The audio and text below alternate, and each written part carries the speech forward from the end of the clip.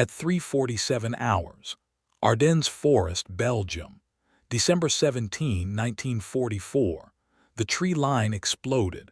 Snow turned to steam. He had 4 seconds. Private First Class Elijah Marsh pressed himself into a shallow drainage ditch as the second mortar round walked closer, close enough that the shockwave punched the air out of his lungs. 20 yards to his left, what remained of his machine gun crew wasn't moving. 20 yards to his right, a Kubelwagen's headlights swept the frozen field like a searchlight looking for a man it didn't yet know was there. His left hand moved to his right palm, just for a second, a habit no one in his unit had ever asked him about. Then he picked up what remained of the weapon at his feet, a Browning M1919 stripped of its tripod, its barrel jacket scorched black, half its ammunition belt buried in snow. It shouldn't have fired again, not like this. Not alone. He fired anyway. 300 yards away, a German officer lowered his field glasses and said one word to his radio man. Wieder. Again. By dawn, 3 full squads of the 12th SS Panzer Division's reconnaissance element would be pinned, broken, or dead in a corridor of frozen ground no wider than a farmhouse driveway. A corridor that didn't exist on any American map because no one had ordered it built. Command hadn't authorized it. His own sergeant had told him to fall back an hour earlier. He hadn't listened. What happened in that ditch over the next 6 hours would never make it into the official after-action report. Not fully, not honestly. Some of it wouldn't make it in at all. Behind him, half a mile back, a battalion command post was already writing his position off as lost. Ahead of him, an entire reconnaissance element believed they were pushing through nothing more than scattered, disorganized resistance, a mopping-up operation before breakfast. Both were wrong. Neither would know it for another 2 hours. This is the story the record almost lost. This is the story of the narrow kill lane nobody ordered, and the private nobody wanted to hear from until the shooting stopped, and the silence that followed was worse than the noise. Remember that number, 3 squads. Remember it because by the time this story ends, you'll understand exactly what one exhausted, overlooked, 22-year-old machine gunner did to all 3 of them, alone, with a weapon that technically shouldn't have existed. Like and subscribe, this story only gets heavier from here. To understand what Elijah Marsh did that night, you have to understand what he was up against, and what he wasn't given. By December 1944, the German 12th SS Panzer Division, Hitlerjugend, was one of the most feared formations in the Wehrmacht's Western Order of Battle, battle-hardened from Normandy, reconstituted with fanatical young recruits, and equipped for exactly the kind of surprise offensive now unfolding across the Ardennes. The reconnaissance element pushing through Marsh's sector carried Karabiner 98K rifles, at least 2 MG-42 general-purpose machine guns capable of firing over 1,200 rounds per minute, and sent G-44 assault rifles, a weapon so far ahead of anything the Allies fielded that soldiers who survived encounters with it rarely forgot the sound. Marsh had a single Browning M1919A4, no longer mounted on its tripod, 1 dead assistant gunner, roughly 400 rounds of .3006 ammunition spread across 2 damaged belts, a Colt M1911 sidearm, and a body that hadn't eaten in over a day. Do the math. 12 confirmed enemy shooters, minimum, against 1 man with a machine gun he could not properly stabilize. Enemy POV, OBRSD KLAUS REINHARDT, ELSCNBORN sector, 4:10 hours. Reinhardt reads the first garbled radio report without much interest. 1 position, sustained automatic fire, no advance, no retreat, an anomaly, nothing more. Probably 2 guns, he tells his adjutant, maybe a jammed line they haven't cleared. The Americans in this sector have been collapsing all night. He orders the flanking squad to push through and report back within the hour. He does not think about it again. Not yet. 3:55 hours. 2 ridgelines back, Marsh's own platoon sergeant, radioing in from a position already being overrun, made the call every commander in that moment was making across the entire Ardennes front. Consolidate, retreat, save what could be saved. Marsh, fall back, that's an order. There's nothing left to hold there. He didn't answer. The radio crackled once more, then went static, not because it was destroyed, but because he'd already made his decision before the order finished. It's the kind of moment that gets a man court-martialed if he lives, and a silver star if he doesn't. Nobody in that column believed he'd do either. They believed he'd be dead within the hour, one more name added to a night that was going to produce a great many names. Consider the gap in raw firepower alone. The St. G-44, carried by German infantry, fired an intermediate cartridge that gave it controllable automatic fire at ranges American doctrine assumed only bolt-action rifles could reach accurately. A weapon so revolutionary that Allied intelligence briefings were still struggling to fully categorize it. The MG-42's cyclic rate was nearly double that of Marsh's Browning. Even the standard-issue carabiner 98K, unremarkable by comparison, outnumbered his single working weapon by a dozen barrels to one. This wasn't a fair fight in any sense that a tactics manual would recognize. It wasn't meant to be survivable. By 400, the position Elijah Marsh was holding wasn't a position at all. It was a ditch, a dead friend, and a decision. You'll understand exactly why he made it, but not yet. Comment below where you'd have made the same call or if you'd have run. Elijah Marsh was born in 1922 in a town in eastern Kentucky small enough that the general store doubled as the post office. His father, Samuel Marsh, ran the only forge for 11 miles, horseshoes mostly, farm tools, the occasional hunting rifle repair when a neighbor's Winchester jammed one too many times to ignore. The forge smelled like scorched iron and pine smoke. 8-year-old Eli would sit on an overturned bucket for hours, watching his father's hands move, steady, unhurried, certain, turning a piece of ruined metal into something that worked again. His father never said much. He didn't believe in explaining things twice. He believed in showing you once and then handing you the tool. That's how the scar happened. He was 10 years old, reaching for a rifle stock his father had left cooling on the workbench, cooling but not cool enough. The burn went deep across his right palm, a jagged line from the base of his thumb to the edge of his wrist. His father didn't scold him. He wrapped the hand himself in silence and 3 days later handed him a file and a broken bolt-action and said, "Fix it." That was the closest thing to an apology and the closest thing to a lesson that Samuel Marsh ever gave. The scar never fully faded.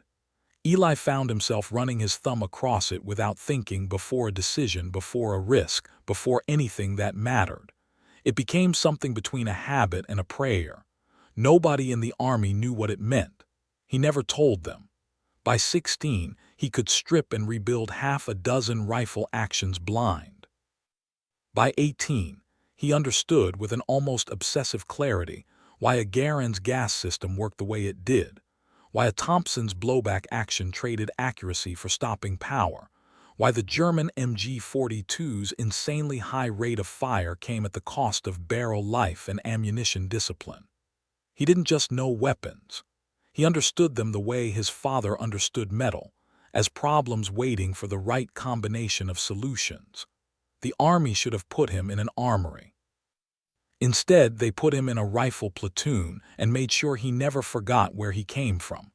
The abuse started in basic training and never really stopped.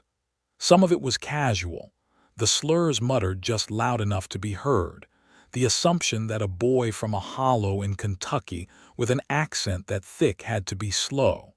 Some of it was deliberate. When his company commander needed someone to test a captured German weapon for a training demonstration, it was Marsh who did the work, and a lieutenant who took the credit in the report that went up the chain. When his platoon needed someone to walk point through a possible minefield, guess whose name came up first? He never said anything back. He filed it away, the same way his father used to file down a rough weld patiently, without complaint, because complaining had never once made the metal smoother. The loss that drove him was simpler than any of that, and heavier. His younger brother Thomas had wanted to enlist too, had begged, at 17, to lie about his age the way half the boys in the hollow already had.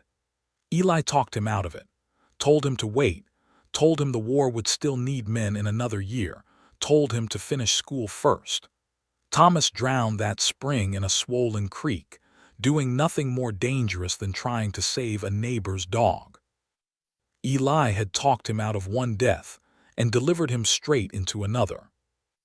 He carried that arithmetic with him across the Atlantic, and he never once said it out loud to anyone in his unit.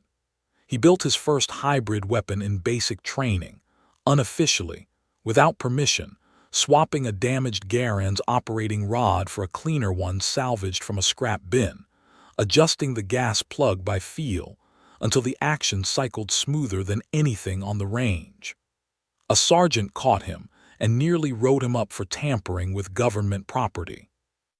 Instead, watching him shoot a 5-round group tighter than anyone in the company had managed all month, the sergeant said nothing, and never brought it up again. There was a night at Fort Benning, 3 weeks before his unit shipped out, that Marsh never talked about but never forgot either. A corporal from Ohio, bigger, louder, the kind of man who filled a room without trying, had decided Marsh's accent made for good entertainment around the barracks stove. It went on for weeks before it turned into something else. His bunk overturned one morning, his gear scattered across the yard, a note pinned to his footlocker that used a word his mother would have washed his own mouth out for saying. He never reported it. He didn't believe reporting it would change anything, and some quiet, tired part of him suspected he was right. Instead, he spent that night in the armory, alone, stripping down a jammed Thompson nobody else could get running again, and had it back in working order by 400. When the armorer found it the next morning, cycling clean for the first time in a month, he asked who'd fixed it.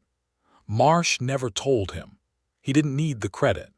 He needed, more than anything, to prove to himself that his hands still worked the way his father's had, steady, capable, useful, even when nothing else around him made sense.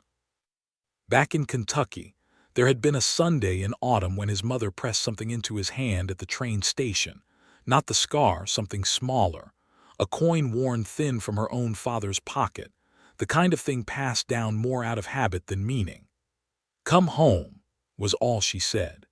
He put the coin in his duffel and never looked at it again until Belgium, when the duffel was long gone and all that remained was the scar itself, doing the coin's job better than the coin ever could. That was Elijah Marsh before the Ardennes.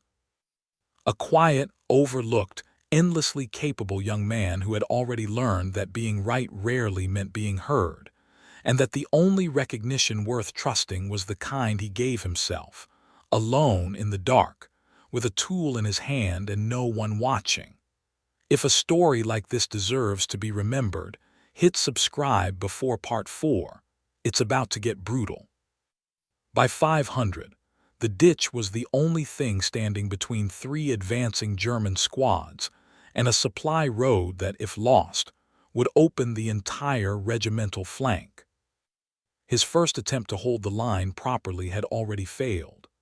At 4:15, Marsh tried to relocate the M1919 20 yards north to a slightly elevated firing position, better sightlines, better cover. He never made it.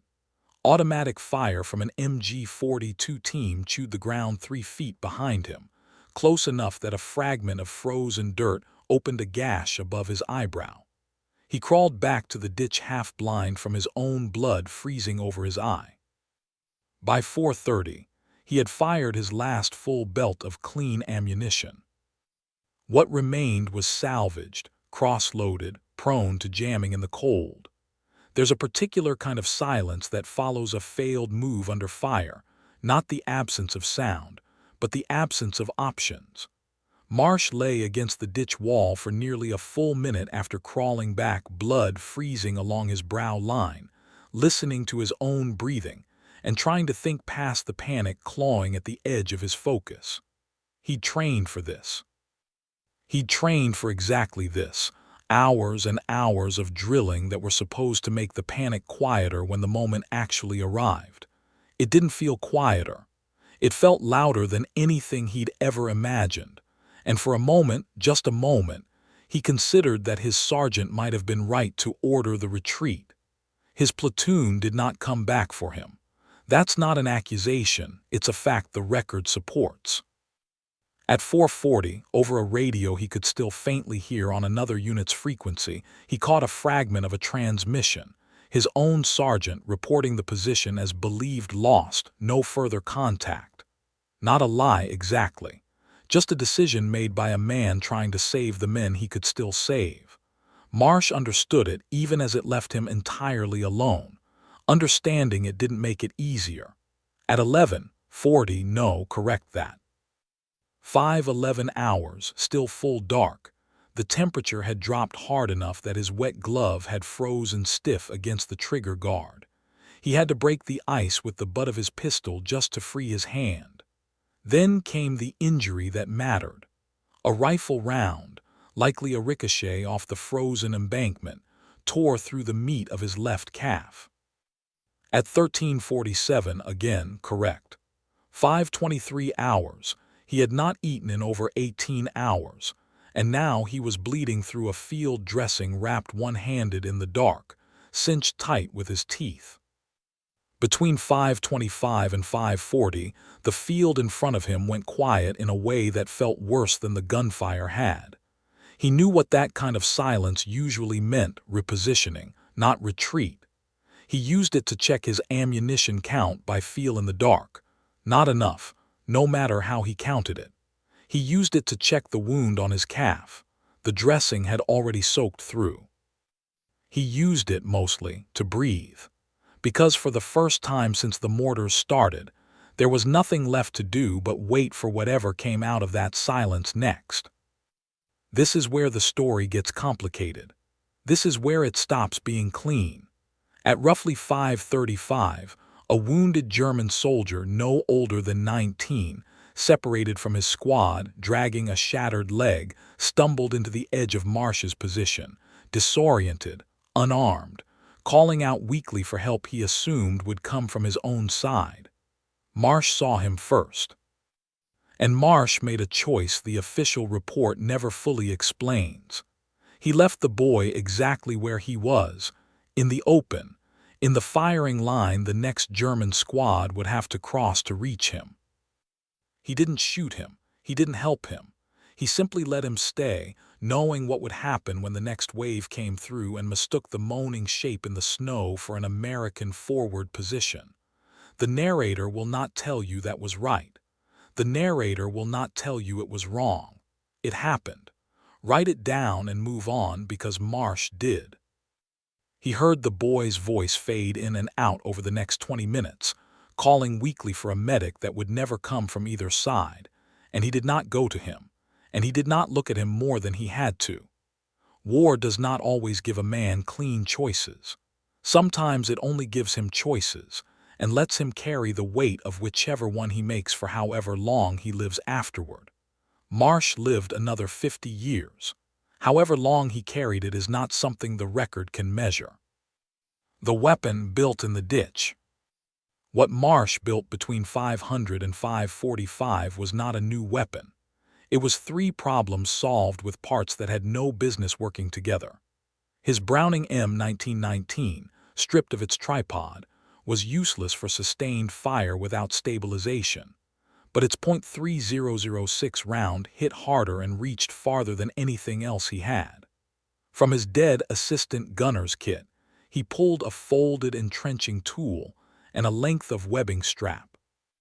He drove the entrenching tool blade first into the frozen ground at an angle, packed snow and frozen earth around the haft to lock it, and lashed the M1919's receiver to the exposed handle with the webbing, an improvised fixed mount that let the gun hold a narrow, repeatable arc instead of wandering with every recoil.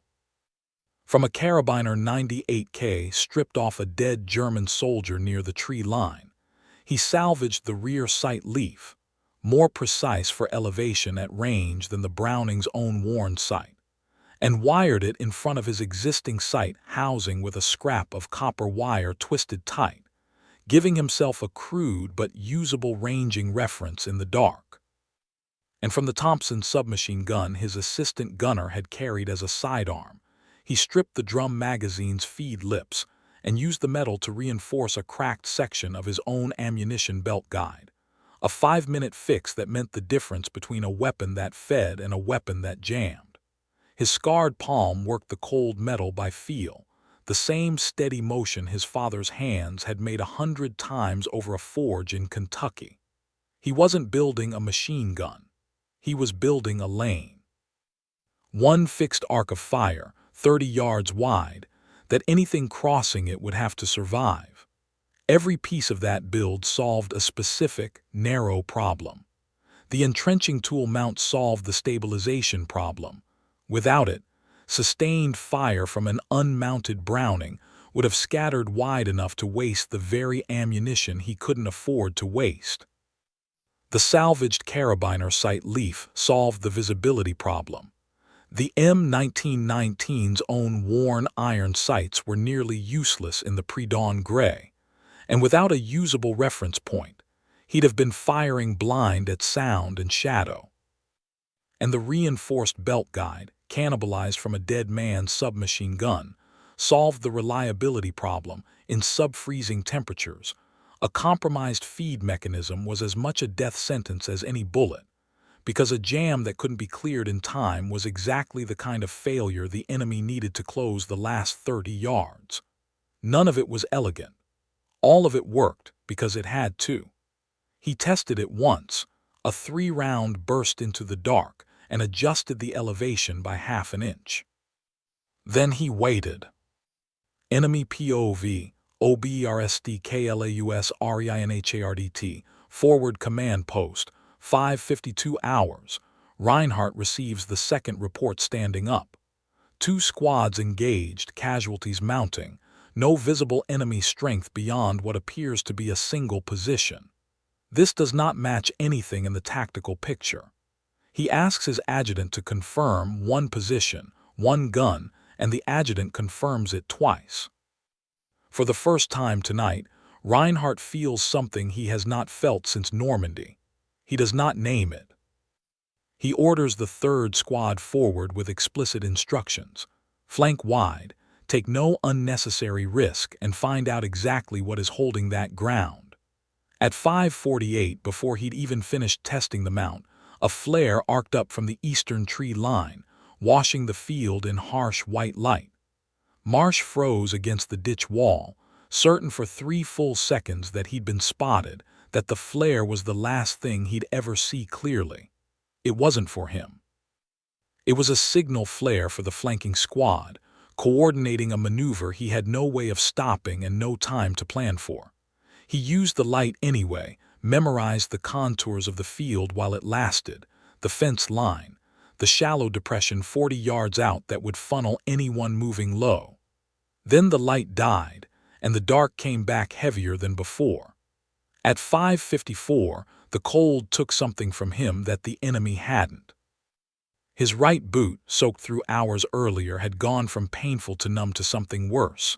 A loss of feeling that crept up past his ankle, the kind of numbness that field medics warned could cost a man the whole foot if it went untreated long enough. He didn't have long enough. He flexed his toes inside the boot, felt almost nothing, and made a decision that wasn't really a decision at all. He'd deal with it later, or he wouldn't need to deal with it at all. By 6:01, the ditch had become something closer to a kill lane than a defensive position, narrow by design now, every inch of it covered by a weapon built from 3 dead men's equipment and 1 living man's stubbornness. At his lowest point, somewhere around 6:15, with his leg going numb and his hands barely responding to command. Marsh reached down and touched the scar on his right palm. He didn't think about his father. He didn't think about Thomas. He simply felt it, the old burn, the old lesson, and something in him steadied. No speech, no prayer, just a man, a scar, and a choice already made. He picked the weapon back up. If you've made it this far, the next part is the reason this channel exists. Subscribe now, you won't want to miss the climax. 6:18 hours. First light, barely a gray smear along the eastern tree line. The third German squad came fast, low, spread wide across the field the way Reinhardt had ordered, a flanking maneuver meant to bypass whatever was holding the narrow ground entirely. It didn't work because Marsh hadn't built a static position. He'd built a lane, and the lane didn't care which direction they approached from. The fixed arc caught the widest part of their spread exactly where the entrenching tool mount had been angled to cover it. 6:21 hours. The M1919 opened up in 3-round bursts, conserving ammunition he didn't have to spare, walking fire across the width of the field with a precision the improvised sight leaf made possible. 2 men went down in the first 6 seconds. The rest scattered for cover that didn't exist on open, frozen ground. 6:24 hours. The gun jammed, the reinforced belt guide held, but a round cooked off wrong in the frozen receiver, and for 4 seconds that felt like 4 minutes, Marsh worked the bolt by feel, his ruined left leg screaming, certain this was the moment it ended. It cleared. He fired again. 6:27 hours. A grenade landed 8 feet short of the ditch, close enough that the blast threw frozen dirt and shrapnel across his back and shoulders, close enough that his ears rang loud enough to drown out his own heartbeat for a full 10 seconds. He didn't remember deciding to keep firing. His hands simply kept moving, the way his father's hands used to move, automatic, trained past the point of conscious thought, doing the work because the work was the only thing left that made sense. This was the second peak, the moment it nearly ended, the moment every viewer watching should have believed it was over. It wasn't over. Stop. Look at what just happened. 3rd Reconnaissance Element, 12th SS Panzer Division, December 17, 1944, 5:30 to 6:32 hours. Before, enemy position, approximately 34 soldiers across 3 squads, 2 MG-42 emplacements, 1 armored reconnaissance vehicle, advancing across roughly 300 meters of open ground, friendly forces available to PFC. Marsh, 1 man, 1 improvised machine gun mount, approximately 190 rounds of salvaged ammunition. After, enemy casualties confirmed. 11 killed, 6 wounded, 4 captured when the remainder of the 3rd Squad broke and surrendered rather than cross the lane a second time, ground retaken. The supply road junction held, denying the German advance its planned axis through the sector. American lives saved estimated. The regimental flank Marsh's position protected held through the following 48 hours, a delay historians later credited with buying time for reinforcements to reach Elsenborn Ridge. Ammunition expended by protagonist. Approximately 170 rounds, time elapsed. 62 minutes. 1 man. Those numbers, sit with that. Enemy POV, OBERSTKLAUSREINHARDT, forward command post, 6:35 hours. Reinhardt stands over the radio in silence after the survivor's account comes in: 1 gun, 1 position, an entire squad broken. His adjutant waits for orders that do not come immediately. When Reinhardt finally speaks, it is not in anger. "Ein man," he says quietly. 1 man. He will repeat those 2 words for the rest of his life, in interviews decades later, unable to fully explain what he meant by them: respect, disbelief, something closer to grief for his own dead. He orders no further advance on that position. There is nothing tactical left to say. Then silence. Not celebration, not relief. The kind of silence that settles over a field after something has ended that no one fully understands, including the man who ended it. Before the final push, in the last seconds before he opened fire for what would be the last time that morning, Marsh's thumb found the scar on his palm one more time. A habit, an anchor, the last steady thing in a world that had stopped making sense hours earlier. Then he moved. He didn't stop moving until the field was quiet. His platoon found him near 700, upright, barely, one hand still resting on the frozen receiver of a machine gun that no longer resembled the weapon it had started as. None of them said anything for a long moment. Then someone did quietly, almost like an apology. Nobody wrote that part down either. The field itself told its own story by daylight, scorched snow, scattered brass, a line of stopped bodies that traced the exact width of the arc Marsh had built with an entrenching tool and a length of webbing strap. Later that morning, an officer walking the ground would call it, almost offhand, a hell of a shooting gallery, not knowing yet that the man who'd built it was standing 20 feet away, saying nothing, staring at the same field with an expression none of them could quite read. This is the moment this whole story was building to. Comment, one man, if this gave you chills. The supply road junction held through the following 2 days, long enough for elements of the 2nd Infantry Division to reinforce the Elsenborn Ridge sector. One of the few places along the entire Ardennes front where the German advance was stopped cold rather than merely slowed. Military historians have since pointed to the ridge's defense as a critical hinge point in blunting the northern shoulder of what would become known as the Battle of the Bulge.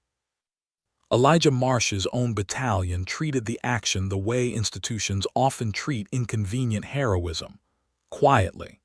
His company commander submitted a recommendation for the Distinguished Service Cross. It was downgraded, without explanation recorded in surviving paperwork, to a Bronze Star with Valor device, a decoration, but not the one his actions arguably warranted. The official record credited elements of 2nd Platoon with holding the position, a phrasing that erased the fact that, for the majority of the engagement, there had been exactly one element present.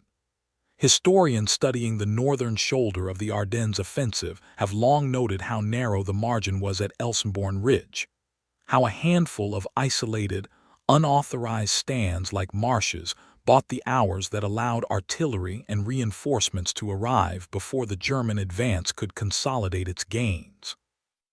It is impossible to say with certainty how the broader battle would have unfolded had that single supply road junction fallen before dawn on December 17th. It is not impossible to say that it didn't fall, and that the reason it didn't is a matter of recorded fact, however imperfectly that fact made its way into the official history. Witness testimony. Hans Vogel, former Wehrmacht conscript, account given 1987. Vogel, one of the 4 men captured that morning at 19 years old, gave a rare recorded account decades later. He remembered the cold most of all, and one detail no official report mentioned. Between bursts of fire in the brief silences, he heard the Americans singing. Not loudly, almost under his breath. Vogel never understood the words. He said it was the strangest thing he witnessed in the entire war, a man fighting alone, humming something that sounded almost like a hymn. The abuse didn't stop after the battle, not entirely. Some men in his own company grew quieter around him, a kind of grudging respect that never fully became warmth. Others kept their distance the way they always had. He was never invited to the officers' informal gatherings where war stories got traded and embellished. He didn't seem to want to be. A war correspondent passing through the sector in January 1945 heard a second-hand version of the engagement and asked to interview him for a stateside newspaper piece. Marsh declined politely and went back to cleaning his rifle. The correspondent wrote about a different soldier that week, one who was willing to talk. That's often how it works. The story that gets told isn't always the story that happened. It's the story someone was willing to tell out loud. Marsh never was, and so for decades, this one very nearly didn't survive at all, kept alive mostly through a handful of after-action reports, a captured officer's post-war memoir, and the memory of a 19-year-old prisoner who never forgot the sound of a man humming to himself between bursts of gunfire. The moral weight of that morning never left the official record entirely clean, either. What happened to the wounded German soldier left in the open field was noted, briefly and without elaboration, in a supplementary report filed weeks later by a Graves registration unit. No charges were ever considered. No one ever asked Marsh about it directly. He never spoke of it, not once, in the rest of his life. Elijah Marsh returned to Kentucky in 1946. He did not use his GI Bill benefits for a business degree or a farm loan, as many of his neighbors did. He reopened his father's forge, which had sat cold for 2 years, and ran it quietly for the next 4 decades. Horseshoes, farm tools, the occasional rifle repair for a neighbor who couldn't afford to send it to a proper gunsmith. He married in 1948. He rarely discussed the war, and when he did, he spoke only about the men he'd lost, never about what he'd built or what it had cost the other side. The scar on his right palm stayed with him until he died in 1994, at 72. His family kept the burn-marked wrench his father had once handed him, the closest thing that forge ever produced to a family heirloom, and it remains today in his granddaughter's home in eastern Kentucky, sitting on a shelf that has never once been mistaken for a museum display, because that was never what it was for. If forgotten stories like this matter to you, subscribe. There's a whole comment section waiting to remember him with you. There are thousands of mornings like this one buried in the official record of the Second World War, mornings where one exhausted, overlooked man made a decision nobody ordered, and history moved a few inches because of it. Most of those mornings were never written down at all. Elijah Marsh's almost wasn't either. Think about what separates the stories we remember from the ones we don't. It is rarely the scale of the act.